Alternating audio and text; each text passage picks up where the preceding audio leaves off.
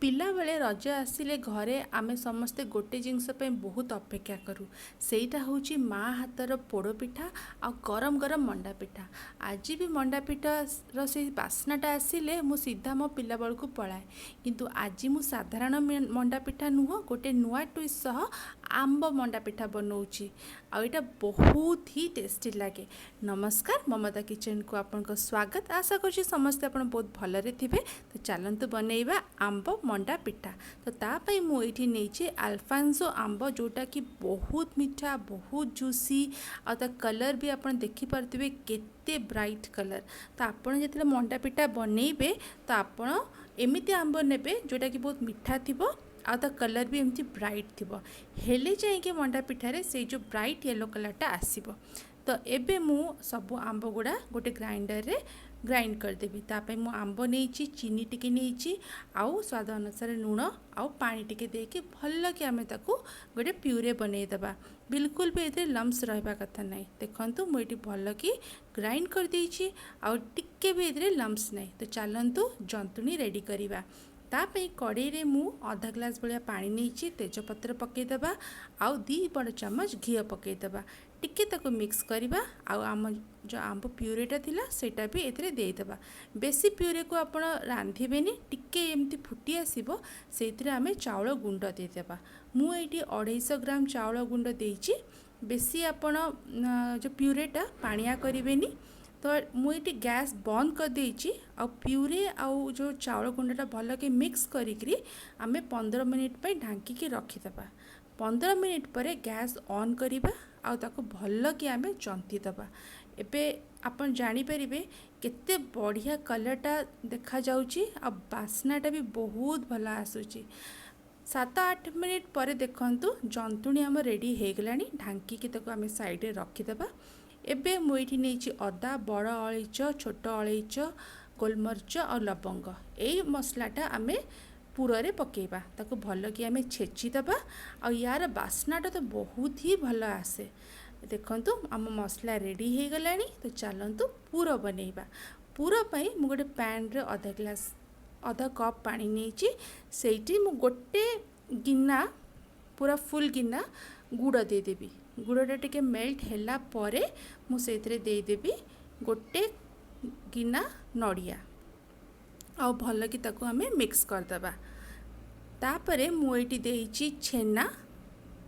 देखंतु गोटे गिना छेना नेबे राशि 2 चामच खंडे राशि आउ जो मसलाटा आमे रेडी करथिले सेटा आउ एठी किछि आंब मु काटिकी रखीछि सेटा भी एथिरे देदेबा। एथिरे बहुत बढ़िया टेस्ट आसीबो आ ताको बहुत भल भाबे आमे मिक्स करदेबा आउ स्लो फ्लेम रे आमे ताको रांधिबा।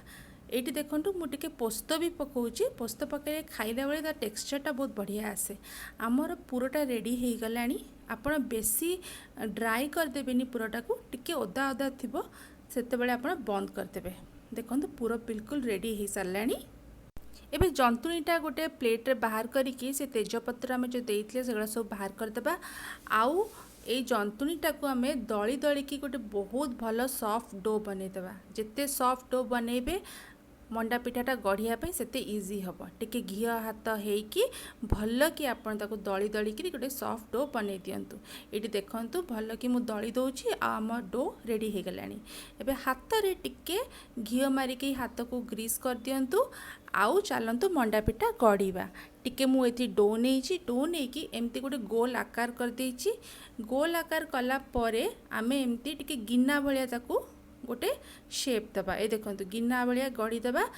गिन्ना भलिया गढ़ीला बेलू तल पाटी टिके मोटा रखिबे साइड गुड़ा पतला रखिबे। भल कि सेतिरे पूरा देदेबा आउ एमिति पूरा को दाबी दाबी कि आमे मंडा पिठाटा को बांधी देबा। ए देखंतु केते भल भाबरे मु ताको बांधी देइछि। टिके भी क्रैक नहीं। जदि टिके क्रैक आसिला ताले स्टीम कला बेलू मंडा पिठाटा फाटी जिवो। तो आपण टिके ध्यान देबे। ए देखंतु एई बळी आमे भल कि सबु पिठा गुड़ा गढ़ी देबा। आउ यार बास्ना एते आसुची आंबर कि मु आपन कोन कहिबी। कलर भी बहुत सुंदर होईची। एडी देखंतु मु सब पिठा गढ़ी देइची। मंडा पिठा स्टीम करने पे आज मैं यूज कर बोरोसिल मल्टीपर्पज केटल। आउ यहाँ मत बहुत ही भल लगिला। यार बहुत फंक्शंस अच्छी। तो ये देची मिनी इडली बनवाई छाँच, आपड़ ए मिनी इडली आराम से बन पारे। तापरे ये देची स्टीमर, ये स्टीमर रे आपण मोमोज स्टीम करें, मंडापिठा स्टीम करें, तापरे आपण परियापत्र स्टीम करें। यार बहुत फंक्शंस अच्छी।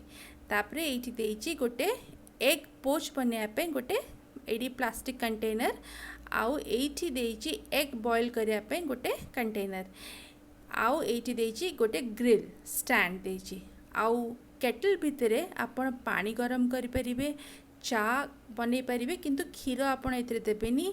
ये 360 डिग्री ये बुलूची, आउ डिटाचेबल भी।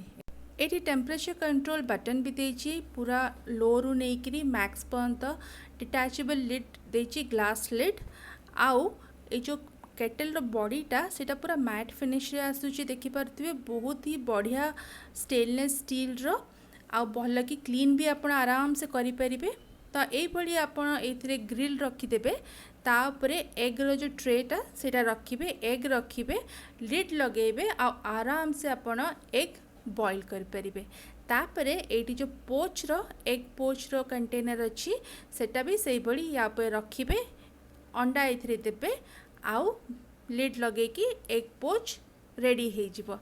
तापरे देखंतु एटा होची स्टीमर, एटा तो मोर फेवरेट। ये मु आज मंडा पिठा स्टीम करी, आपड़ ए बहुत किछि करि परिबे, नूडल स्टीम करि परिबे, मंडा पिठा, मोमोज, परियापत्र सबू किछि एथिरे आपण स्टीम करि परिबे। ए भली एटी रखिबे, आउ लिड लगे कि आपण स्टीम करि परिबे।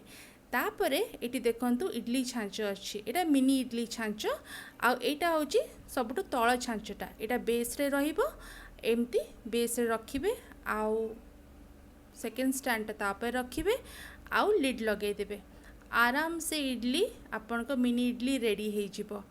बहुत ही इजी, बहुत ही बढ़िया, मते तो बहुत भल लागला। आपन जदि एटा किनिया को चाहूथिबे डिस्क्रिप्शन लिंक अच्छी, आपन किनि परिबे। चलतु एबे मंडा पिठा स्टीम करिया। मु एटी 2 ग्लास पानी दे दीची, आउ जो स्टीमरटा सेतरे मु भल कि घियो देकी ताको ग्रीस कर देची। आउ एटी जेहेतु मु एटा 1.3 लिटर रो नेची, तो कम 4टा खंडे मंडा पिठा एतरे आसीबो। केटल ऑन करिकी पानी गरम कर देची, एबे स्टीमर एतरे रखी दबा, आउ स्टीम करिया पे छाड़ दबा। 15 मिनिट रे हमर हेई जिवो मंडा पिठा। देखंतु स्टीम हवा स्टार्ट हो गलानी।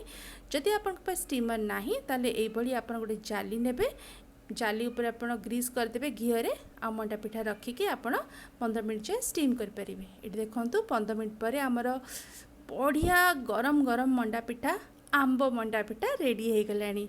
मते तो स्टीमर बहुत भल लगिला, आ मंडा पिठा गुड़ा भी बढ़िया स्टीम होइची, बढ़िया बास्ना आसुची।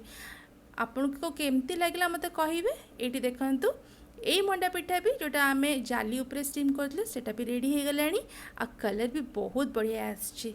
देखंतु आ चलंतु तो आमे सर्व करिवा गरम गरम मंडा पिठा। ए देखंतु बढ़िया देखा जाउची ना, देखंतु केते सॉफ्ट हेइची, आउ जम्मा भी गोटे भी एथिरे आपण क्रैक देखि परिबेनी।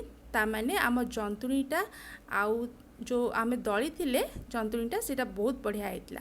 ए देखंतु केते बढ़िया, पूरा आपण निश्चित भावे बेसी बेसी देबे, हेले जाके मंडा पिठा खाया पे बहुत मजा लागिवो। एई भली मंडा पिठा ना ए रजरे बनांतु, आ केमिति लागिला मते निश्चय कहिबे। एटा गोटे बहुत इनोवेटिव रेसिपी, आपण केमिति लागिला मते कहिबे। आउ ताले मु रहिली। जय जगन्नाथ। देखा हबो नेक्स्ट रेसिपी रे।